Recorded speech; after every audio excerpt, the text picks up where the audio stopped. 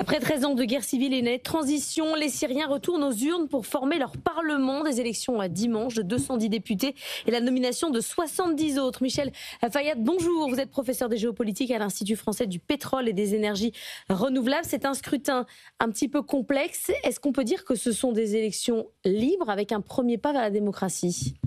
Des élections libres, pas tellement, parce que c'est quand même quelqu'un qui a... Joulani, le nouveau chef de la Syrie, c'est quelqu'un qui a instauré une sorte de dictature depuis qu'il est arrivé au pouvoir, parce qu'il contrôle l'intégralité du pouvoir exécutif. Et les élections ne concernent qu'une seule partie du Parlement, le reste sera la partie qu'il nomme lui-même. Depuis son accession au pouvoir, d'après l'Observatoire syrien des droits de l'homme, il a tué 10 000 personnes, que ce soit les Alaouites au mois de mars, que ce soit les Druzes au mois de juillet. Il y a eu également des crimes contre les chrétiens, contre les chiites, contre les ismaéliens, contre les yézidis, enfin, ça fait beaucoup. Et il y a également contre les Kurdes. Donc ce n'est pas dit que ce soit vraiment très libre dans ce contexte-là, vous voyez. Et pourtant, on voit une Syrie sur la scène internationale, on l'a vu à l'ONU, là, qui existe. Il y a des entreprises françaises aujourd'hui qui vont aller en Syrie pour parler reconstruction. Avec ce que vous nous dites là, ça paraît deux poids deux mesures. Oui, parce qu'en fait, il bénéficie aujourd'hui d'un soutien très important de la part des pays du Golfe, l'Arabie Saoudite, le Qatar, les Émirats Arabes Unis et de la Turquie. Et ces pays lui ont fait beaucoup de campagnes marketing et de communication pour obtenir la levée des sanctions auprès de Donald Trump. Vous savez que lorsque Donald Trump a été élu président des États-Unis, au départ, lui et son administration étaient contre la levée des sanctions contre la Syrie. Puis petit à petit, avec le lobby qui a été fait par les pays arabes du Golfe, eh bien Donald Trump a décidé de la lever des sanctions contre la Syrie. Et en même temps, les Britanniques ont suivi, les Français ont suivi, les Allemands ont suivi. Donc finalement, la Syrie est en train de souffler avec cette levée des sanctions. Donc d'un point de vue économique, oui, il y a un retour des entreprises internationales, une volonté de leur part d'investir en Syrie. Un grand nombre d'entreprises françaises, y compris CMA CGM, a récupéré un port historique que l'entreprise avait donc en Syrie. Et donc vraiment au niveau du business, ça reprend. Même les Libanais qui comptaient autrefois beaucoup à travailler en Syrie et qui étaient bloqués par des sanctions qu'on appelait les sanctions César mises par les Américains, eh bien ces sanctions ont été plus ou moins levées et donc les Libanais aujourd'hui reprennent le chemin de Damas, comme on dit, et réinvestissent et retravaillent en Syrie. C'est Massegem, le propriétaire de BFM Business. Annalisa Capellini. Il y a aussi une question financière sur la monnaie. La Syrie a décidé de supprimer 2 zéros de sa monnaie et d'émettre de nouveaux billets de banque. On voyait des scènes avec des familles syriennes qui allaient faire des courses avec des sacs entiers de billets de banque. Qu'est-ce que ça va changer pour le quotidien des Syriens ? Vous savez, aujourd'hui, pendant ces dernières années, la Syrie a énormément souffert de cette crise économique due aux sanctions. Et donc, cela a conduit à la dévaluation de la monnaie syrienne, donc la livre syrienne. Et vous savez aussi que l'une des raisons pour lesquelles le régime de Bachar el-Assad est tombé, c'est justement parce que les salaires des soldats, qui étaient les salaires parmi les plus élevés du pays, ne valaient quasiment plus rien. Donc l'armée d'Assad ne voulait pas se battre pour rien, entre guillemets. Et là, effectivement, la levée, la revalorisation de la livre syrienne va permettre aux Syriens de souffler.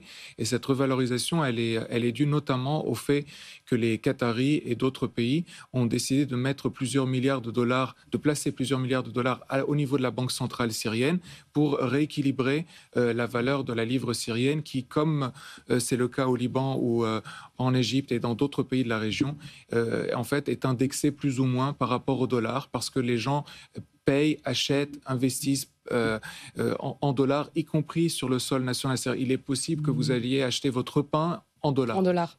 Mais quand on vous écoute, on a l'impression que Ahmed al-Shara, c'est une sorte d'épouvantail qui sert aux pays arabes autour, mais qu'il n'a pas de légitimité interne.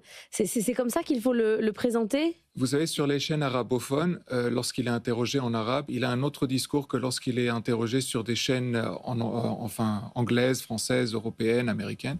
Parce que sur les chaînes arabes, quand il est interrogé sur quel théologien islamiste il suit, il répond qu'il suit le théologien du Moyen-Âge, Ibn Taymiyyah. Et Ibn Taymiyyah, c'est le théologien donc, du Moyen-Âge qui a fait des fatwas pour exterminer les Alaouites, exterminer les Druzes. Donc il reste très islamiste plus. En tout cas, aux yeux des Syriens, oui. Et d'ailleurs, il a a réinstauré, enfin, il veut un État qui s'appuie sur la loi islamique. Et ça, c'est quand même quelque chose qui est rejeté. Et il ne dit jamais ça à la communauté internationale, c'est ça que je voulais dire. Ça à la communauté internationale. Par contre, il y a des sondages sur place qui disent qu'un tiers des Syriens seulement soutiennent la mise en place d'un État islamique avec la charia, etc. Donc il y a quand même 2 tiers des Syriens qui en sont opposés. Et vu ce qu'il a fait contre les Alaouites et contre les Druzes, aujourd'hui, les négociations avec les Kurdes sont vraiment très compliquées parce qu'ils ne souhaitent pas remettre leurs armes, ils ne souhaitent pas se soumettre par crainte, justement, de Joulani. Annalisa. Il y a aussi la perspective d'un rapprochement avec Israël, d'une normalisation des relations. On parle d'un accord d'ici la fin de l'année. Est-ce que vous pensez que c'est possible? Il y aurait quelles répercussions sur la région? Un accord est possible, oui, parce qu'il y a une grande pression de la part des pays arabes du Golfe, des États-Unis, de la Turquie, pour normaliser au maximum les relations donc, avec Israël. Il y a des points, il y a des lignes rouges pour Israël. Le fait que l'armée syrienne ne se déploie pas au sud de la Syrie et pose un problème sécuritaire à Israël, que également Joulani et ses forces n'attaquent pas à nouveau les Druzes, parce que les Druzes sont une minorité extrêmement proche d'Israël, qui est également présente en nombre en Israël, et notamment dans l'armée israélienne. Donc il y a quand même ces points qui posent problème.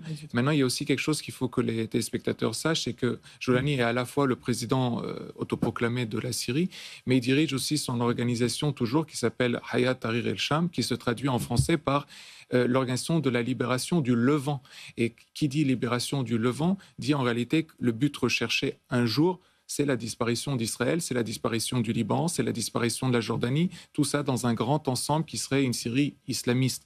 Donc il y a encore une fois un double langage de sa part d'un point de vue politique et une ouverture totale d'un point de vue économique. Merci beaucoup Michel Fayad d'être venu ce matin dans la matinale de l'économie.